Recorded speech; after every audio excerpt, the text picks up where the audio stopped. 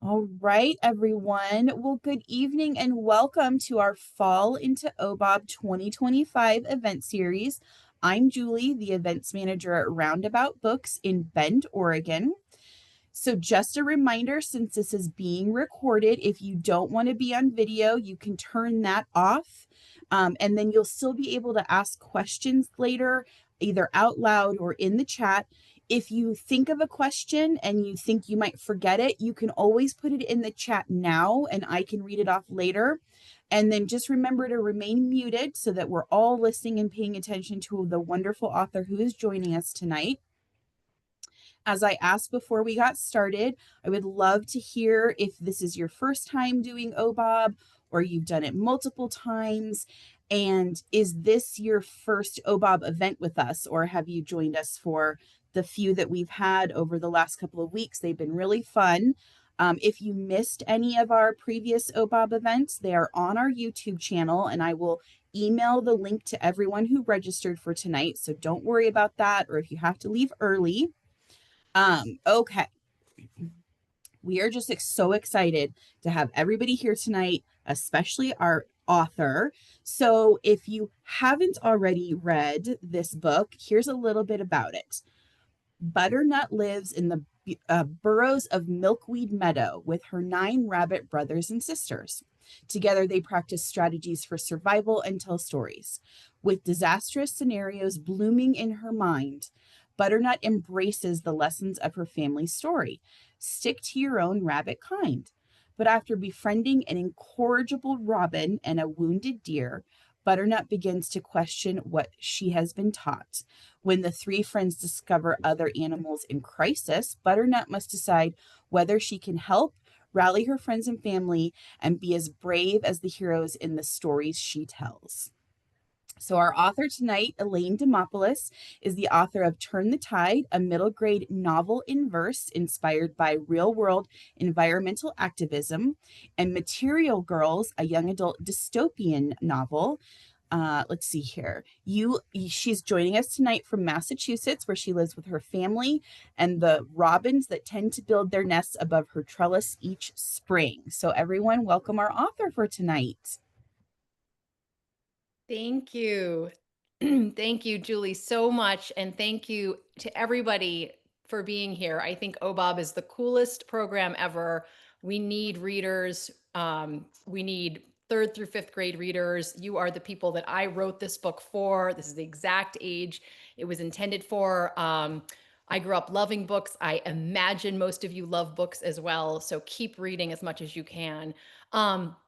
So I guess I'm going to talk a little bit at first about the remarkable rescue at Milkweed Meadow, my animal adventure story. And I think since we are on Zoom, I'll talk for a little while, but I may pause for questions or throw something out to you just so you don't have like 30 minutes of me just talking at you. Yay, I love books too. So let me share my screen and begin. This worked a moment ago. Okay, can I get some thumbs up if you see that? Awesome, Julie sees it. So, yep, great. Margot, thank you, Chris. Or I don't know if that's your name. Is Chris, is that you? No, that's maybe your dad's or mom's name.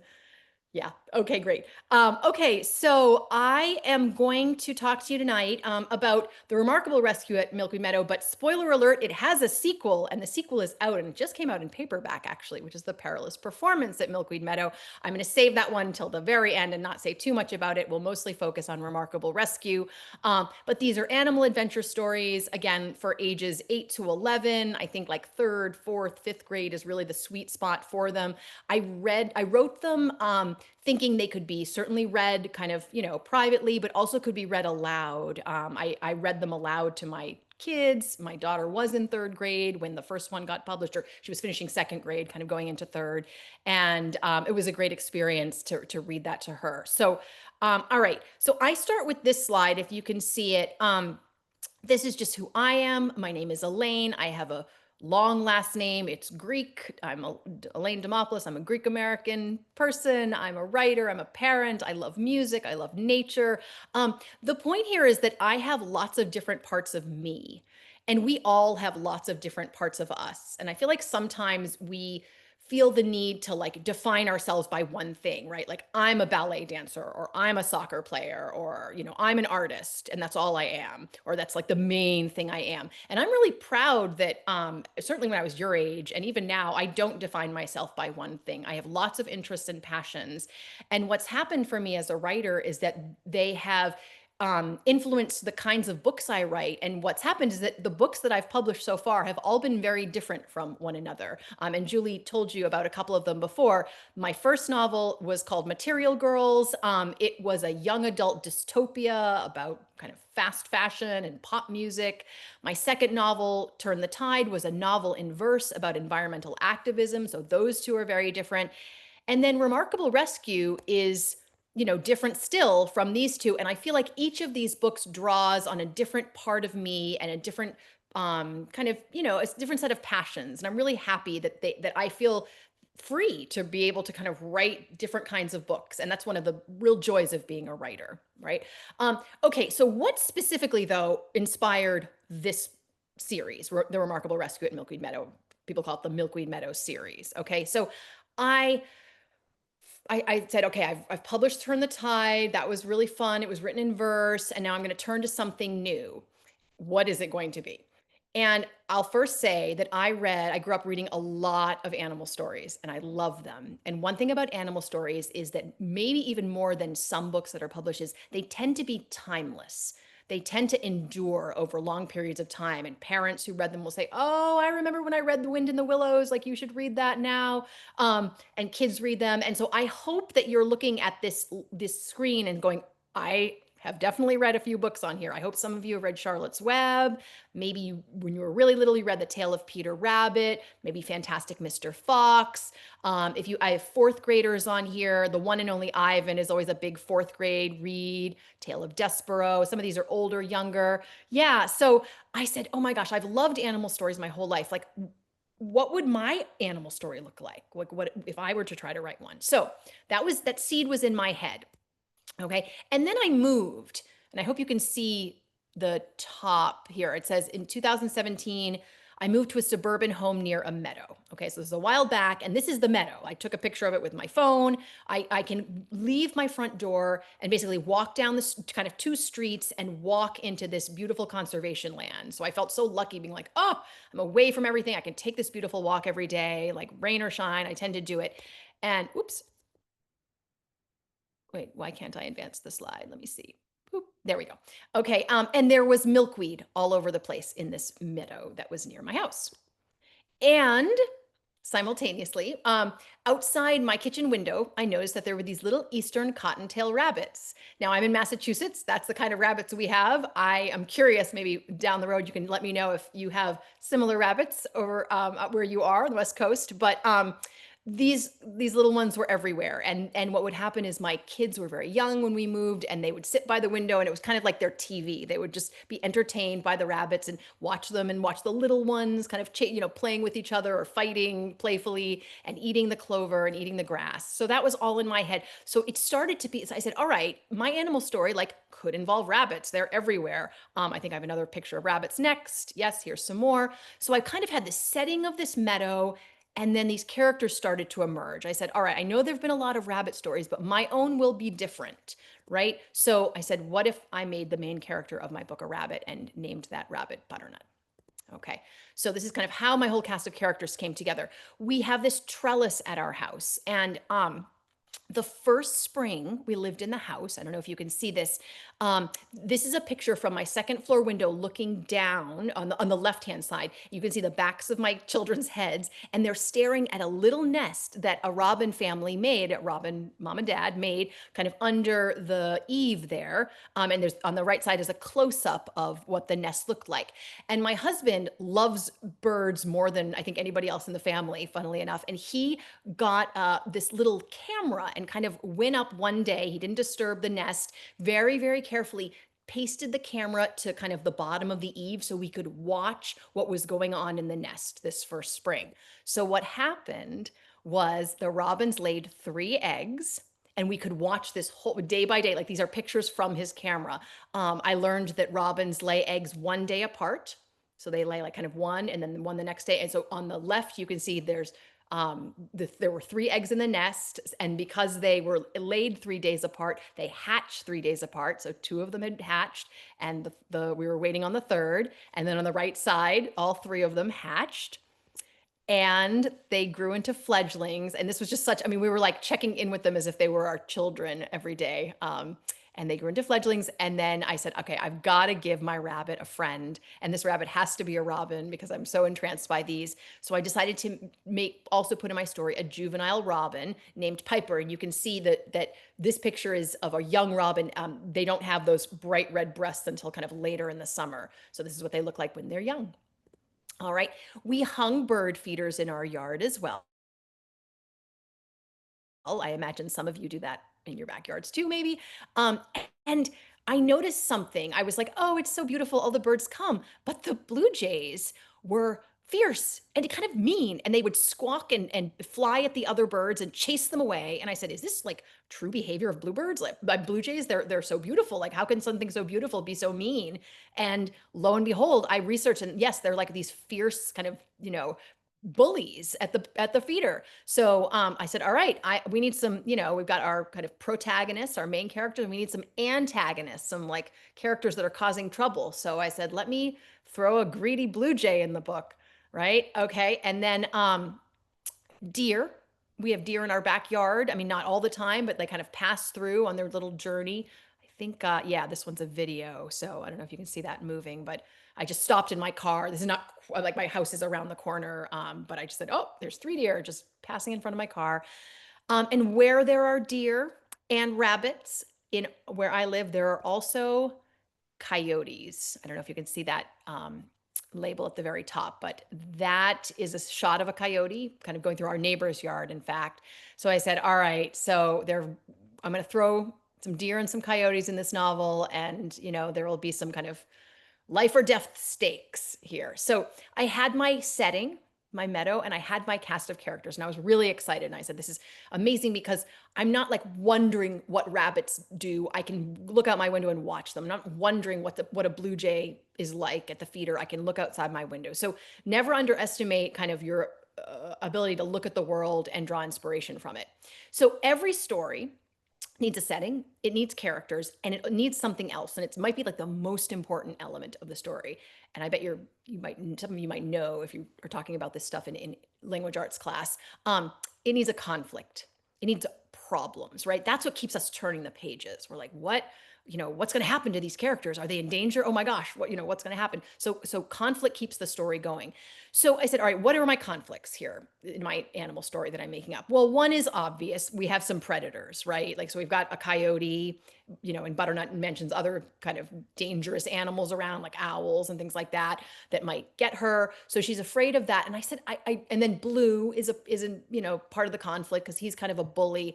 But I was missing something more. And I said, what am I trying to say with this book? Like, what's this kind of main character conflict? And I decided on this. And I was just sort of thinking about what was going on in the world at the time.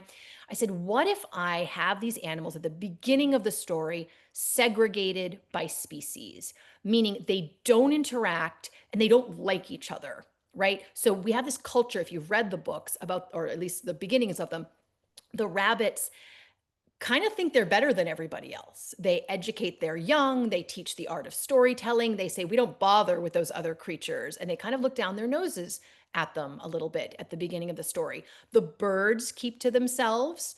The blue jay, I mean, certainly Blue is completely on his own. Nobody wants anything to do with him. And then the deer enter the picture later. And Butternut, who thought like her, family was the most kind of elitist.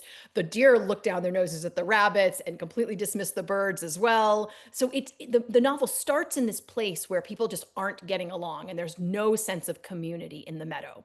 Now, as you can probably imagine, it does not stay that way, right? And over the course of the story, there is connection between these characters. Butternut climbs the trellis and befriends Piper, and together, they start having adventures.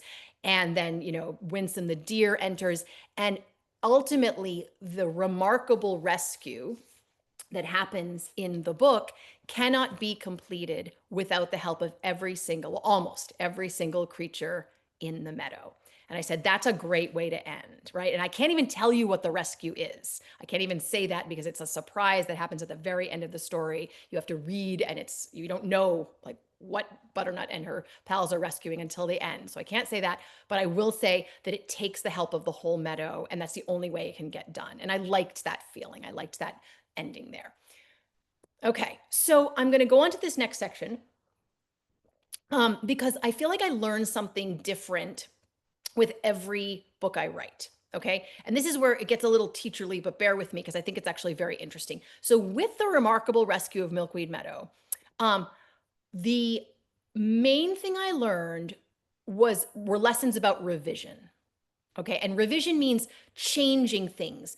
Like, you write a first draft of a novel and then you don't just throw that to the publisher and say it's done. You start to question things like, have I made everything as clear as possible? Have I developed my characters as well as I can? Is the conflict really clear and really good? And it's going to keep these readers turning the pages. So you start kind of thinking about ways you can change the book. And different projects go through different amounts of revision. Some novels go through very little, and most novels go through quite a bit. Okay. So I had passion. I knew I wanted to write this. I had persistence. I had the ability to sit down every day and kind of put my butt in the chair and get it done. But revision was where I learned the most lessons with this novel. So a couple of things that changed, right? So I think this is interesting. I was my head, I was calling the book Milkweed Meadow. I was like, Milkweed Meadow. And my agent, who is the person who represents me, was like, Milkweed Meadow. Okay, I'm going to sell Milkweed Meadow. So she sold Milkweed Meadow to the publisher. And then the publisher said, all right, we're going to publish Milkweed Meadow. And at one point I said, hold on a second. Is this the most scintillating title that we could have? And they're like, oh, you're right. Maybe not. Maybe not. So I said, what could it be? And I said, well, we've got the alliteration, the M's, Milkweed Meadow. Maybe we pick, two other words that have the same first letter. And we settled on Remarkable Rescue, which I think is a better title. So that changed. That was one thing that went through revision. Okay. This is really for those of you who have read the book. The second point here, Butternut, my protagonist, she has fears, she has anxiety, she has kind of worries that she's going to get eaten or something bad's going to happen at every moment, kind of even more so than most of her siblings.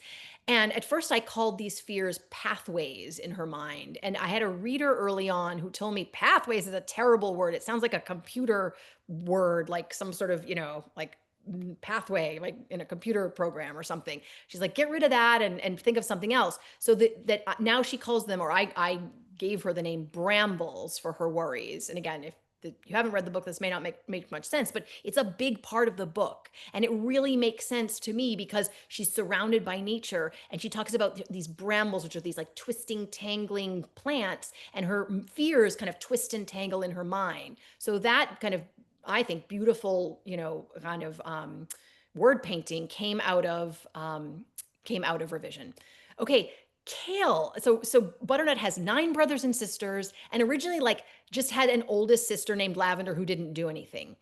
And my editor said, think about these side characters and what we could do with them. And I decided to say, all right, I can really enhance this cast of characters by giving Butternut, this eldest sibling, who does a few things. And I'll say more about that in a second. So this whole character kind of came out of revision, which was exciting. And then the cover, I will tell you the story of the cover in a second. Covers almost always have interesting stories. So if you ever you like a cover, ask the author about it, because usually she'll be like, "Whoa, let me tell you," or he, will say, "I have a long story about how that cover came to be," because often the cover it's not right the first time. Okay, so just a little kind of quick snippet about what revision looks like when you're an author, okay? This was my original chapter 2. This is in a Word document, so it's like me typing on my computer. This is what I send to my publisher, and I have at the publishing house an editor, right, who's assigned to me to make my book better, to ask me to make the changes, okay? I like that little emoji. So this was my original chapter 2 in the book, okay? And I usually ask, and maybe I'm going to invite you, if you don't want to unmute yourself, don't feel compelled to, but does anyone notice anything that might need to be changed about this chapter? And I'll give you a hint. You don't even have to read it. You don't have to read the words. You can just look at it and go, I've read a lot of novels for kids my age, and this is kind of something unusual. All right. Anna, is that your hand up? Do you want to unmute yourself and answer? You could try to fit it more on one page.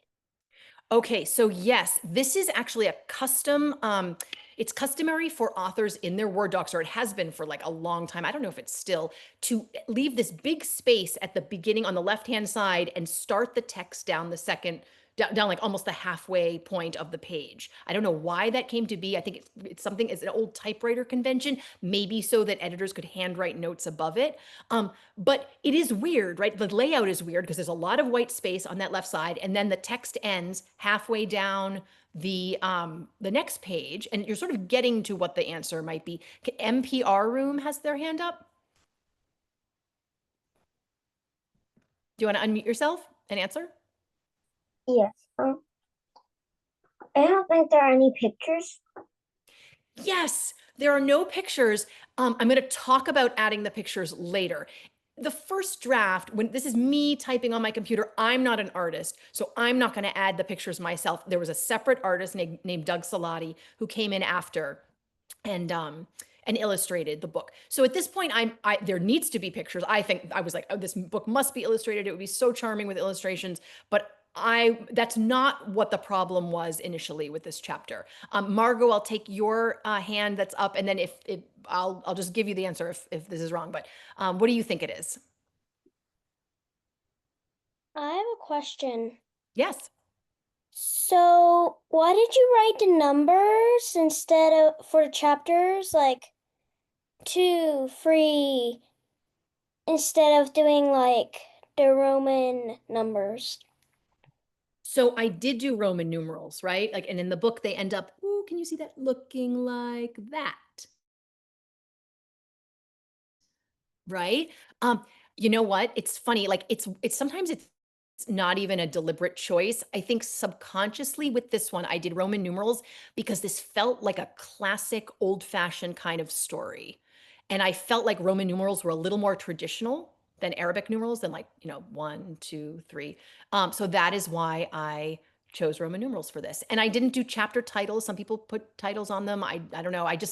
There were a lot of chapters in this book. I think there's like 26. And I think I said, you know what? I'm good. I don't need to title every chapter. I had just come off Turn the Tide is a novel in verse. This is my last book. I'll show you. And it's poems, and every single poem had a title. And some of them are just one page long. So there's just like so many titles I had to do. And I think I needed a break from titles. So that's my answer there. Okay, I will tell you, and again, you might not know this because you don't know how long the other chapters are in the book. This is a very short chapter. If you take the text, as I think Anna was saying, like, why is the text weirdly formatted? If you take the text from one page and plop it over on the other, it's effectively one typed page long, right? And that's okay if you have a book of really short chapters, but I didn't. Most of my chapters were, 4, 5, 6, 7 pages long. So here's what happened. If you can see this, my editor sent me this doc in kind of as a revision document. And these were her comments. And the little circled area says, like, this is quite a short chapter. I'd love to stay in Butternut's head a little bit longer and learn more about her and, develop the character and the setting. This is like really early in the novel. Give your readers a little more. My editor wrote more in the comments here than I had words in the chapter. So I said, okay, I think you're right. I think you're absolutely right. I'm going to do this. I'm going to listen to you. And here's what came out of it. If you can see, now this is the new revised chapter 2. This is what ended up in the book. And everything in red is either something I pulled from elsewhere in the book and brought it to the beginning, or something new that I wrote. Okay, so this is how much a single chapter can change in the journey of a novel. And it's just what happens. Okay, so that's that. I'm not going to go into this too much, but like I said before, this whole new character, Kale, came out of revision, where my editor was thinking about like Butternut's relationship with her siblings, and wouldn't it be interesting if she had like an overbearing, always does the right thing eldest sibling who then, was kind of like reprimanding her and saying, Butternut, why are you sneaking out at night into the woods? Like, and so this whole scene is about Kale catching Butternut and saying, I knew you were sneaking out. Where were you going? Tell me everything. And this completely was not in the first draft of the book. So that was pretty exciting that came out of revision. And lastly, the cover. Okay. So I wrote a rabbit story. There are many, many, many rabbit stories that already exist. And in fact, two were at least two, maybe more, were published the year before my book was to come out. So I knew it was coming out. I was going through the revisions. My um, uh, illustrator was employed with it and was kind of working through the revision, working through the illustrations. And I started looking around. I was like, what could this cover look like? Like, what do I want the cover to be like? And I found these two books that are written by wonderful, wonderful authors, and they're excellent, excellent books. Gregory Maguire wrote Wicked, for those of you who just saw the movie or are fans of that. He wrote the book on which the musical is based. And I said, okay, I like some things about these covers, right? Because this was what was happening in the world of animal stories the year before my book was to come out, specifically rabbit stories. I said, I like that it's very clear that these are animal stories that feature a rabbit as a main character. That is something that this cover design accomplishes, right? So good. Like, you're telling your readers some information here. If you want an animal story, pick this book up. And I think Cress Watercress has a little bit of like magical sparkle where you might be like, ooh, like what happens in this story? I'm kind of intrigued by that. Is there magic in this story? There actually isn't, but it's sort of, I like that little sparkle. But to me, I was looking at these and I sent them to my editor and I said, what they are lacking is any sort of hint to the reader that this is an adventure story, that stuff happens in the book, right? It's sort of a rabbit looking peacefully off, to one side. And I said, that's fine, but that's not what I envisioned the cover of Remarkable Rescue to be. I feel like I want something that says to kids, like, there is a lot of action in here. There's a big rescue. Like, don't worry. You won't be disappointed if you open it up because things are going to happen. Okay. So that is the one request I made to my editor. And then this is what I got back as the first sketch from Doug Salati, my wonderful, wonderful illustrator, who's like, I'm going to take a stab at the cover. Here it is.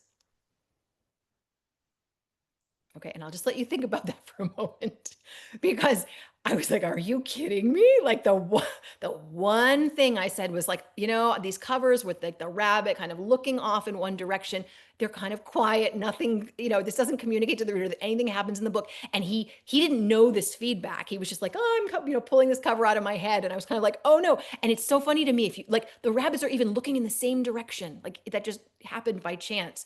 So I said, okay, I'm not happy with this. He's a beautiful artist. I love his rendering of Butternut. I love his sketches throughout, but this is not like, and my editor agreed with me. She absolutely backed me up. She's like, we're going to have him do some more sketches. Okay. So then he tried some more and we were getting there. There was a little more movement. I didn't fall in love with any of these. I don't know. I feel like there were sort of characters looking in different directions, and like the ones on the right, like Butternut looks like she's flying, and I'm like, well, she doesn't fly in the book. Like, that might be misleading. So I said, okay, what are we gonna do? Because like, there's only so many times you can ask the artist to revise the cover before they start to say like, forget it, I'm not going to work on your book anymore. So what happened was, if you have read the book, you know that there are what's called spot illustrations. I wonder if I can find one. Kind of throughout. They're really like every other chapter, you have a very nice illustration that usually takes up one page, and at the end there's a double page spread, a very dramatic one. And these are called spot illustrations throughout. And so Doug had done a whole bunch of these, and we had picked the ones that we wanted to be in the book. But this one, the one that you're seeing right now, and by the way, I have his permission to share this whole story because this is revision for everybody, right? We all make changes and edits as we go. This was one of his illustrations that didn't make it into the book.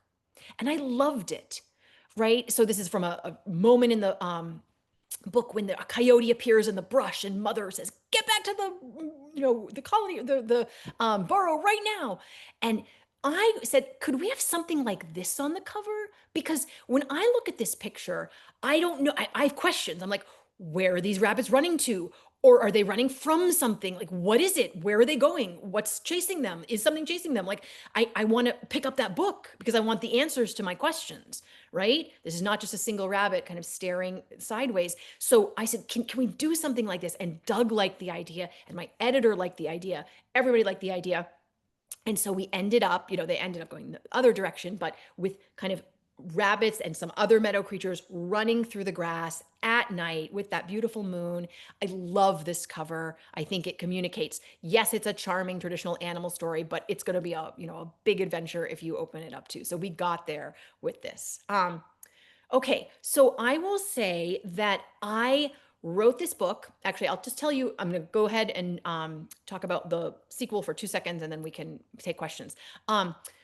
I wrote this book. It got really a lovely kind of recognition. This was the book of mine that has done the best, and I think has been read by the most kids, which is the whole point. So that was really exciting. And what ends up happening when your book wins awards is that you do get to write more in that series. So the sequel is The Perilous Performance at Milkweed Meadow. It is out now. As I said, it's in paperback. And I introduce a new creature to the meadow. I have turkeys in my yard as well. And wild turkeys, I really wanted to get them into the first book, and I couldn't find any way to do it without crowding the plot. So they're in the second one. And here's another rendering of them. Doug's turkeys are wonderful.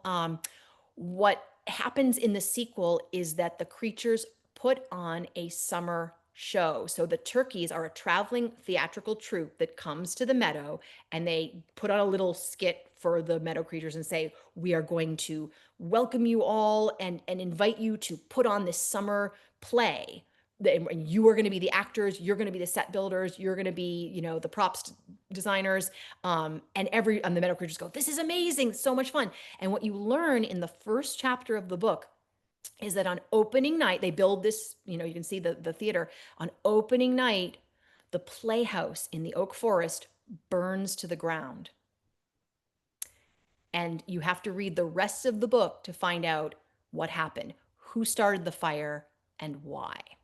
And that you find that out at the very end of the story. So also what's happening in this story is that Piper, the robin, happens to be a very natural performer, while Butternut really loves storytelling, but isn't sure how confident of an actor she's going to be. So there's that tension between them two. And this illustration is very sweet because Piper's up on the stage, and Butternut, you can see right, I don't know if you can see my cursor, but right there kind of looking at him going, oh my gosh, I'm not sure if I like this at all. So that is what happened with the sequel. And then I'll just say I have a new book coming out. It's called Catch the Cat Burglar. It's another animal kind of adventure mystery story for exactly your age.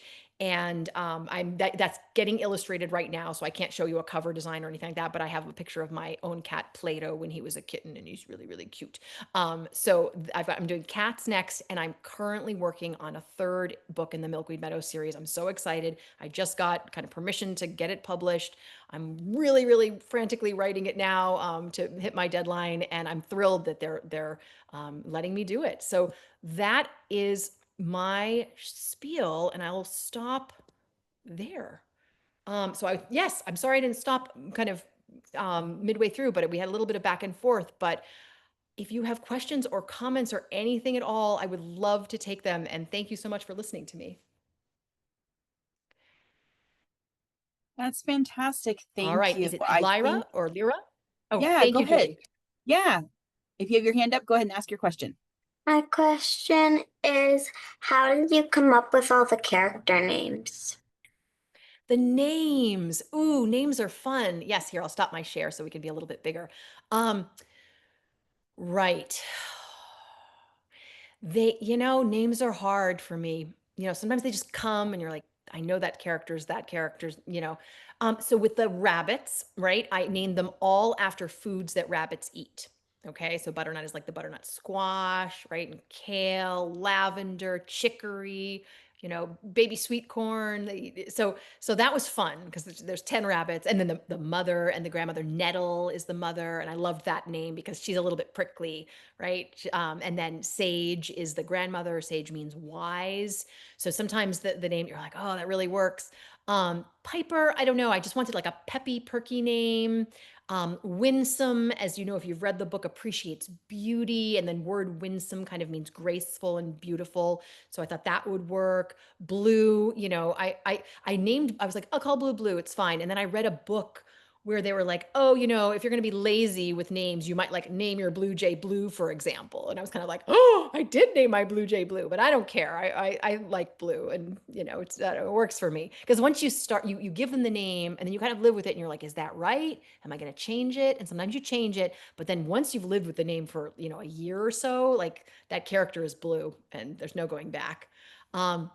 So that is kind of, I think those are the main characters in at least Remarkable Rescue. The Perilous Performance was fun because the turkeys, you know, there's one very theatrical lead turkey, and his name is Monty, but it stands for Montague, which I thought was a very Shakespearean name. So, you know, sometimes you just have fun and see kind of what feels like it fits. But that's a great question. Thank you. Julie, I don't know if you want to moderate, or do you want me to just call, or? Well, I think Chris, the name under the name Chris Wilson, had their hand up next. So go ahead and ask your question. Super. Do you have a favorite character? So hard. So hard. I will say the most fun character to write was Blue, because he's such a mischief maker and he just is so mean. And I don't know, those scenes, I was like, like, here's what I'm going to have him do next. He's going to poop on Clover as she crosses the road. So that was the most fun to write. I will tell you, Doug Salati, my illustrator's favorite character, is Piper. He thinks like, just, oh, he loves Piper's spirit. And I think I've got a lot of Piper in me too. Like, I'm a very positive, optimistic person. I'm always like, it's okay. Like, we can do it. We can do it if we all work together. I do have parts of me that are like Butternut. You know, you know, we all have worries and fears. But I don't know if I could pick a favorite. I mean, yeah, it's sort of a, you know, a cheating way to answer, but I'll just say Blue was the best to write. So thank you. All right. And then next up to ask a question is Marvella. Yeah. Great name. So did the plot just come to you, or did you like think of it while you write this story? It's a great question. So, and that's a question I want to ask every author, right? Like, did you plan this all out, or did you just kind of, you know, go by the seat of your pants? And actually that's what there's like a different names authors have for this. Like they call them planners and pantsers and plotters. Like, you go by the seat of your pants, or you like plot the thing. So anyway, I told you how the beginning came about, right? We talked about like I had my setting, my characters, and my conflict kind of came early. But then you're right, like what, or your question is sort of like, what did you know where you were going? Did you know exactly like how this was all going to resolve? So I will say for the first book, I knew my ending. I knew what what I wanted the rescue to be. I knew who I wanted to be involved in it. And what ends up happening is I kind of like write that down like in a little outline doc, and then I do lightly outline how to get there. Okay. So I do always work off of something because I feel so nervous with nothing, right? Be like, oh God, you know, and I would say even authors who don't outline very much usually have an idea of their destination. They usually have an idea of where they want to end up. And then they just kind of figure out how to get there. In the sequel and in the subsequent, the third one, what happens with those, just so you know, is like I had to propose them to my publisher and say, I'd like to write this. And so in doing so, I had to write this very, very detailed document that said, here's exactly what would happen if I had a book 2. I've already thought about it so much that, you know, it's going to be great. And you can tell how great it is. So I wrote this, I mean, it was like, I don't know, 3 or 4 single spaced page doc of like everything that was going to happen. So when I sat down to write Perilous Performance, I had done a lot of my thinking and I knew what was going to happen. But even there, you just find little, you're like, oh no, actually that's going to be a little bit different from how I originally envisioned it once you go. So even if something is more heavily outlined, I at least end up making changes, little tweaks along the way that feel right and kind of get me to that destination in the right way. But yeah. Thanks. Excellent. So the next person with their hand up was Sunny. Okay. What do you do when you get stuck while writing? I eat a lot of sweet tarts. Yeah, getting stuck is hard. So I find that even if you're stuck, you know, if you're disciplined, you should sit down in front of your computer anyway and go, ugh, it's just not coming, but I'm going to sit and stare at my blank document. Or like maybe chapter beginnings are hard for me, right? Like you're in the middle of the chapter. I'm like, ooh, I'm going. And then I end the chapter and I'm kind of like, how is the next chapter going to start? Well, you know, okay, am I going to start like describing this character? Or maybe it's over here. Maybe I start with a setting. I don't know. Feels like so much work. But so I can, you know, go and clean the house, which is procrastinating, or I can just sit here and be like, well, it's not coming yet, but maybe if I just sit and wait, it will come. And you know, it takes discipline and doesn't know, I'm not always amazing at it, but if I sit here and eat my candy and then say, you know what, you're going to feel better if you just put down a couple words and get started. And usually the couple words lead to a sentence, leads to a paragraph, and then I'm off to the races. So that is how I break through. But it's taken time. Like when I started out, I was kind of like, I'll never finish, never, you know, and now it's only because I'm like, well, you finished books before, so you are capable of doing this. So now I know that. So thanks. All right. I think next up, let's do a question from Margot. Do you like The Perilous Performance more than Remarkable Rescue? Do you have a favorite? Thank you for that question, Margot. Well, I'll tell you, I did not like the writing process because Remarkable Rescue was like over a couple of years, and I slowly built the book and I loved my characters. And then when they have you write a sequel, they're like, you get 6 months, you're on a deadline, go. And so every like free moment I had, I was like, oh God, this is so stressful. I don't know if I'm going to make it. So in that sense, I enjoyed creating the first book more. Um, I don't know. I don't know. I mean, the first one was fun because I was discovering who the characters were. And I think that discovery is on the page. Like, you know, as you read it, you're like, you're just kind of taken through this world for the first time at a nice slow pace. So that I think I like maybe a little bit more. But the sequel is about theater. And I did a lot of theater when I was younger. I love theater. I love performing. And I got to write about a play, and that did not happen in the first book at all. And that was like, I was like, oh, this is so exciting. Like I get to talk about building the set and how I would imagine a group of animals would build this set in a forest. Like, so, and like, what would their costumes be like, you know? And there was a stage manager that like, all this stuff I knew about theater, I got to put in the book. So I don't know, maybe it's a tie. Maybe it's a tie in the end, although I like different things about each one. Awesome. All right. It looks like Chris, there's another question. Go ahead and ask it. What inspired you to be an author? Oh, that's a big question. Thank you. Yes.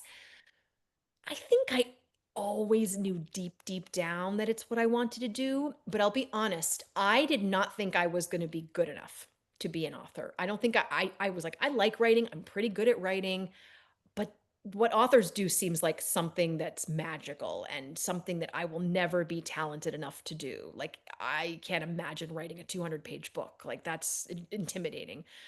And I felt that way for a long time. And I started my career teaching.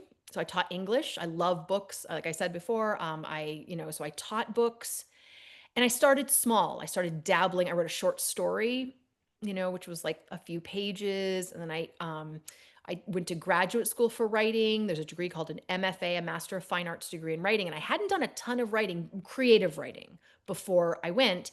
And it was there that I just started to experiment. And like one of my short stories turned into the first chapter of a book, which eventually turned into Material Girls. So it took a long time for me to like understand that a book doesn't happen only by like geniuses, right? You don't have to be, you know, Einstein. And also like it happens chapter by chapter. It happens like scene by scene. And everybody feels like they're kind of, you know, making their way through a dark tunnel sometimes. And you're like, is there going to be a light at the end? So I think for me, it took some time to say like, no, I can really do this, and this is how the creative process works, and yeah, so, and here Excellent. I am. All right. I think the next person with their hand up was Lyra, if I'm saying that right.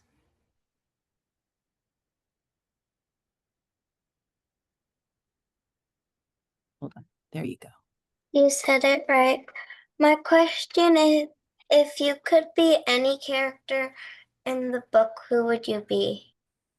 Oh, if I could be any character in the book. Well, first, can I ask you, is your name pronounced Lyra? Yes. That's a beautiful name. That was what I almost named my daughter. She ended up being Athena, just because we're Greek, and I gave her a very Greek name, but Lyra, it's beautiful. So great name.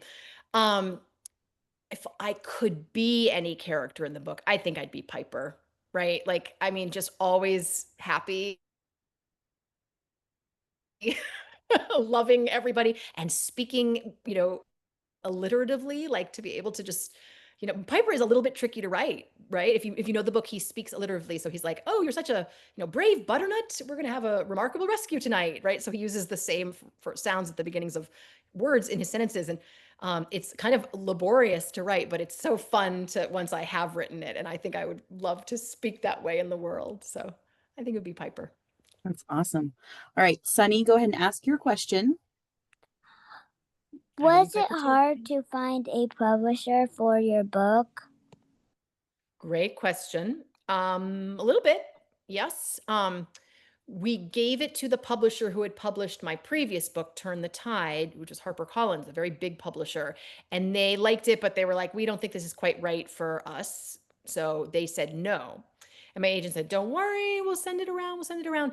And Charlesbridge Publishing is the publisher that published The Remarkable Rescue. And they are a smaller publisher. And they loved it and they wanted to publish it. And I was a little bit like, ooh, what is that going to be like working with a smaller publisher since I've only done big publishing houses before? And it was awesome. It was awesome, I'll tell you. I mean, the secret is the smaller the publisher, the more control the author has. The more you have control over things like the cover design. Like they listen to me. I have a voice in the process. I don't know, just because that's the way they work, that's their values. Sometimes in the larger houses, they're like, here's what your book is going to be. Here's, the marketing budget for it, and you have no control over anything. So, once I sort of got used to the idea of a smaller publisher, so I guess it wasn't that hard to find the publisher. Like it was the first round. We submitted it to about like 7 publishers, and Charlesbridge was one of them, and they made an offer the first time. So I guess that wasn't that hard, but I wasn't sure about working with them, and now my gosh, I'm like, I only want Charlesbridge to publish my books. They're fantastic. So. All right, we have a hand raised from Livy. Go ahead and ask your question.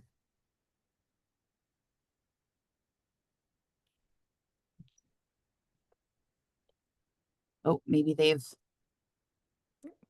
already been answered. Although there is a question in the chat. Let me reach that. It might be what Livy's going to ask. They ask, can you make a snake in the 4th book, like a snake character, if there's going to be a 4th book? I love it. So there is the hint of a snake in the sequel. Oh, okay. It's not a fully developed character, and if you read it, you'll know what I mean. So, and I just actually wrote this word snake as a potential predator in the 3rd book for Butternut. Like Butternut's like, I know there are owls and coyotes and snakes out there. I literally today just wrote that line. So I have to think about whether she's actually going to encounter a snake. In the 3rd book, I do not currently have a snake as a predator. But that would be very funny to have like a slithering, what would that snake sound like? Like, what would that character be like? I would have to have some fun thinking about that. Yeah, the 3rd book, I will say, is really fun in a different way because it is a quest. So the animals leave the meadow for the first time and they go off and they encounter different colonies of rabbits, different creatures, and it's like a totally new cast of characters. So that's been really fun. There is like a field mouse who's like battle scarred and kind of is their little guide through the woods. So that's the first character they meet. So I'm having fun with that, but I'll keep snake in mind. Thank you for that. Yeah. Well, I love that you talked about Charlotte's Web because there's an anniversary edition out this year. Charlotte's Web has been around for a really long time. Yep. It was a play we did at my high school, and it has it has a very iconic opening line because it's setting a very scary scene, and then of course everything changes. Yeah. I was just looking at some trivia and realized that opening line was one of our trivia questions. Yeah. Where's Papa going with that axe? I know, right? Great Yeah, opening it's line. it's very dangersome. Yes. Yes, It it is. heightens that conflict right away. So, well, we have time for one or two more questions if you have them. If not, we can go ahead and get wrapped up. I know it's very late where you are, so we want to make sure that you can get to bed at a nice time. I'm just so grateful for everybody who was on the event tonight and asked fantastic questions. Yes. Elaine, thank you so much for taking the time to talk with our OBOB readers. It's a really big deal that kids can meet an author that's across the country, and then hopefully they'll tell their friends about this book. They'll read the next ones. I'm really interested about the cat one because I happen to be a cat person. Too. And I love cat mysteries. It's kind of there's a really fun subgenre in adult right now that there's like these cozy cat mysteries. So we could have like a parent reading the adult one and the kid can read yours and then discuss. So that would be fantastic. So just a reminder, we've got a couple weeks off, but on November 10th, we're going to talk about Better with Butter, which I'm really excited about because it's about an emotional support goat, which is just the funniest thing in the whole world. And then if you're local to us on November 20th, we have Sandy Grubb in the store for Just Like Click. We are going to record that one. So if you're not local, you'll still be able to watch it. But it's really exciting that we're going to have our first OBOB author in person. So make sure and check that out and keep reading. It's the best thing that you can do for your brain. I'm just going to say it. I second that. Yeah. Definitely. Thank you all Fantastic. so much. This was amazing. Great questions. And thank you for being interested in the book. Really, I appreciate it so much. Yeah. Someone said your demeanor is just like Piper indeed. Oh, that's flattering. Thank you. That's so sweet. Thank I you love so hearing much. that people have read it too, so that they're already loving the book. So yeah, just keep reading, everybody, and we will see you at the next one. Thank you, everyone, and have a great night. Thank you. Good night.